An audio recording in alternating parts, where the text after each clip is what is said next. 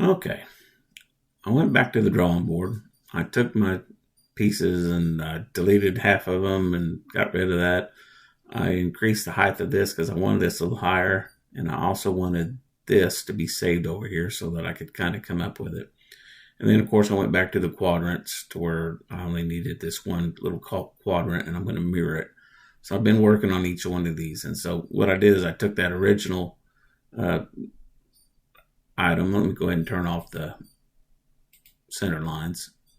And I took it, and at each point, I node edited and broke those points so that that was a node, this was a node, this was a, divided by two nodes, and that's such and such. And then I took my parts, which was originally in problem, was this piece here. When I scanned it, it was too fat, too big. So I've learned a lesson to immediately scan it to the exact size of what you need it to be. So then I took all my components and I resized each one of them, taking a tape measure and measuring my spindle and all that good stuff. And so that came on pretty good. And let me go back here and turn this on here. So I need to mirror this, and then I need this point right here to be at least 3/8 of an inch, maybe a little bit bigger. And all these parts are basically the size that they need to be. The spacings in here are all pretty much the same, and off of my spindle.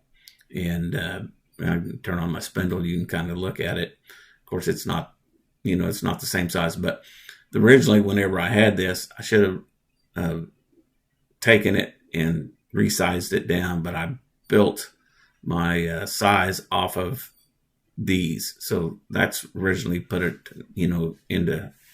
into error because I was working between two scales. So that didn't work out so well for me. I should have immediately scaled that down and then brought it. So what I did is I took this, since I had these pretty well lined out, I didn't go back and start from the very, very beginning. I took what I had and using this piece right over here, I just broke all the nodes and separated them, and then I scaled them back down. Each one of them I scaled to the size of the spindle. And of course, I was only working with this one quadrant. But anyway, so now I'm going to go in here and trim these up and put them back together, then mirror them. And then after I do that, I'll run my node editor on and make sure everything's good and clean, and make sure I've just got one line vector. Once I get all that done and my nodes are clean, then I'll mirror it, and then I'll mirror it this way. So let me get to that point there. All right. So I put my two pieces together, welded them, checked for vector validator, make sure there wasn't anything weird about it. And then I, of course, mirrored it to the right, and then I mirrored it horizontally. Then I created a 3/8 by 3/8 block to make sure my tendons are right. This is my ball to make it the height the way I wanted it. And so I'm getting ready to do the 2-rail sweep, and we'll just see how she does it in this setup. So I'm going to go ahead and click File Save because I've been working on this thing quite a bit. Go File Save As. I'm going to save that to my thumb drive, and I've been working off of the hard drive for right now. So I'm going to save it. There's Chris Spindle. And so going back to the other one is not a possibility now because I've got them both saved. Okay, so now I'm ready to do a 2-rail sweep. And there's your one vector, there's your other vector, everything's closed, right? I've got my 3/8 for my spindle, that's about right. So now I'm ready to do my selections and go over here to my modeling deal and do my 2-rail sweep. It says use selections. So there's your right, your left, and then we're going to add this one here as well to the mix.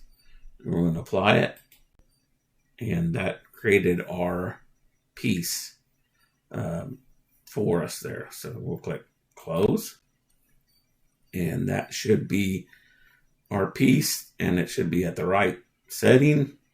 And I'm going to go ahead and just rotate it so that my Z is going in that particular way, is the same as what I've been doing in the last. So anyway, I'm going to copy that over to my other sheet, and we're going to see how this thing does out on the CNC machine. So let's get that done. Okay, I went up here to set my model thicknesses, and my model thickness I'm wanting my model to be deeper, so I went ahead and set it for the thickness of my wood, or just under, because it'd probably air out. So I set it 0.99 and click the set button, put in 0.99, and now it's actually looking pretty good as far as that goes. Let me move it around here a little bit. So it's got the depth in there, and my tenons are probably not quite as long on the 3/8 that I want it to be, but we'll cut this one and see, and then I'm probably going to add that in there. But we're going to turn on tool pass and look at from the side view, and it's almost going through. Let me go right, and coming in, it's got a little more depth in it than it has before. I'm looking at it from kind of the perspective of the whole block there. But anyway, so we'll see what that does for whenever we go to looking at it. I don't know if I can go down for 1.25 inches on that thing to get that, but we'll find out. So we're going to go down there and click mill and get her done. So there we go. Okay, that last steel, I tried to cut them out, and that saw on my bandsaw just chucking pieces. So I'm thinking I'm going back to just have the ball nose do it. I just elected to go with a taller sheet. This last ones were 1 inch. This is 1.5 inches. I'm gonna mill it from both sides and see what I get. I may end up, coming down to smaller size wood or go bigger. I don't know. Anyway, I took a good old-fashioned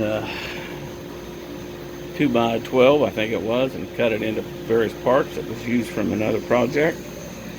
And getting her down here, I redid my jig. 2-inch screws here, 2-inch screws there, 2-inch screws there. Then I used a couple of the 1/4-inch toggles for tightening. So it's in there. So let me reset my Z and let her rip. Well, it was looking pretty good. Now that is where I lowered the bit down in there to try and see what it was, and I thought, nah, I don't like that.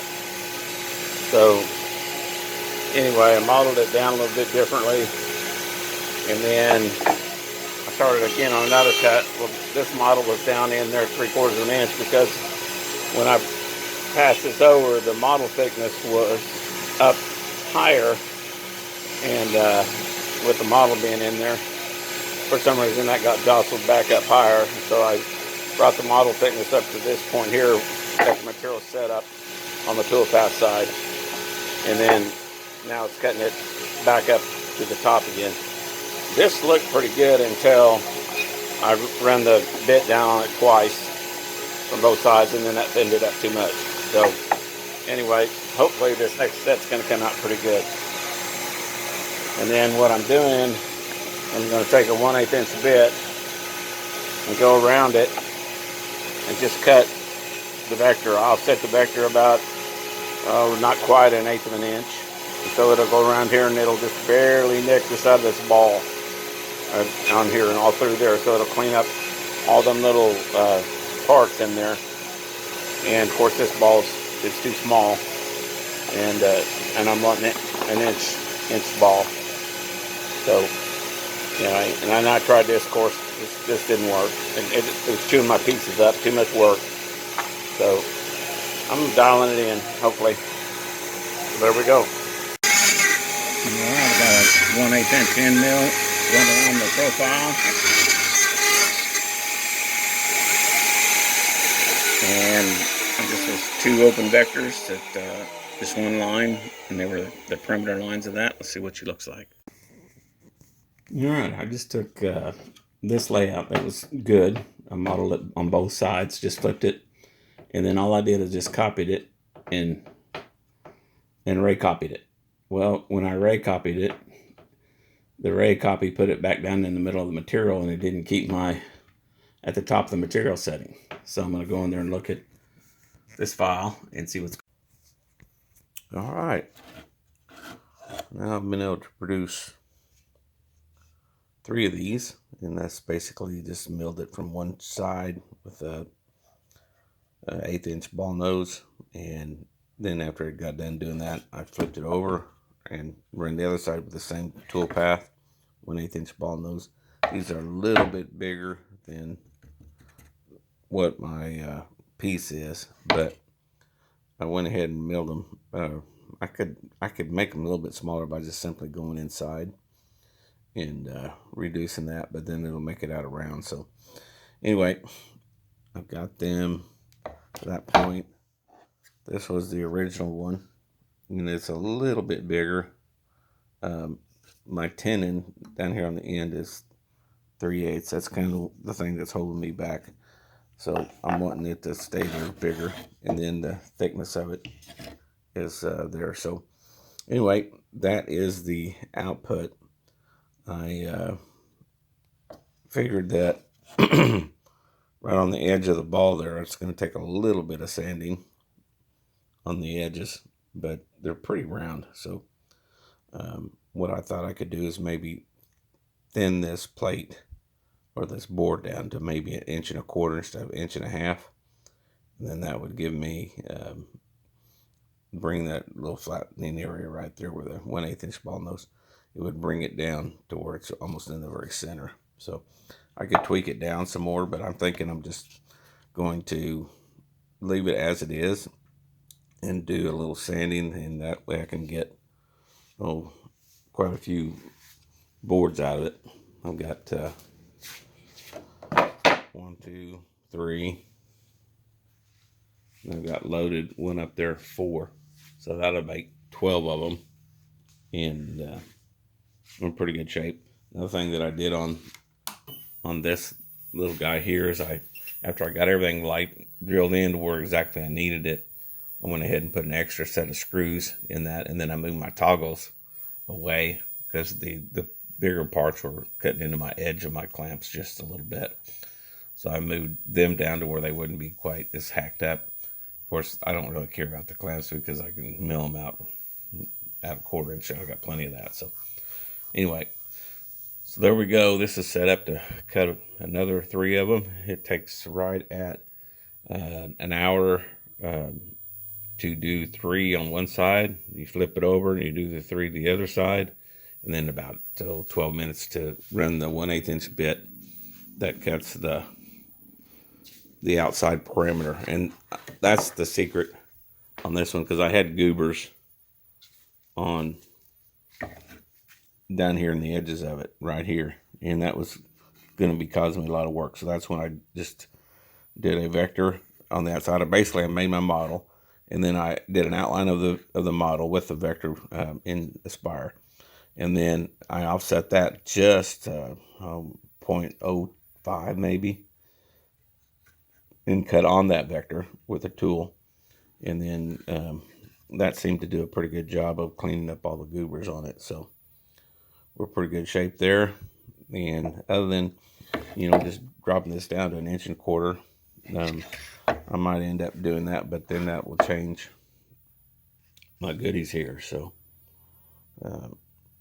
yeah, anyway, so there we go, and we'll see how she goes.